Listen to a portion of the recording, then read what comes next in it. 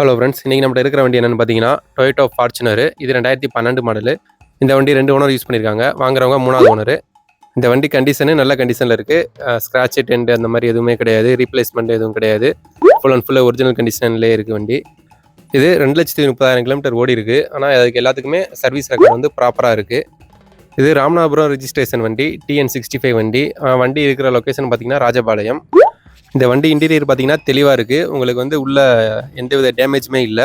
சீட்ஸோட குவாலிட்டியுமே சூப்பராக இருக்குது. உங்களுக்கு இந்த ஃபோட்டோஸில் பார்த்தாலே தெரியும். சீட்ஸ்லேயும் சரி, உள்ள இன்டீரியர்லேயும் சரி, எந்தவித டேமேஜுமே இல்லை. இதில் உங்களுக்கு டச் ஸ்க்ரீன் வந்துடும், 4 பவர் விண்டோஸ் வந்துடும், அப்புறம் 2 ஏர் பேக்ஸ் வந்துடும். உள்ள சீட்ஸ்லேயும் சரி, இன்டீரியர்லேயும் சரி, எந்தவித ரீப்ளேஸ்மெண்ட் அந்த மாதிரி எதுவுமே கிடையாது. டேமேஜ் எதுவும் கிடையாது. இந்த வண்டியோட டயர்ஸ்ன்னு பார்த்தீங்கன்னா 4 டயருமே புது டயர் தான் போட்டிருக்காங்க. 4 வீல்ஸுமே அலாய் வீல்ஸ் வந்துடும். இது வந்து டாப் அண்ட் வேரியன்ட் மாடலு.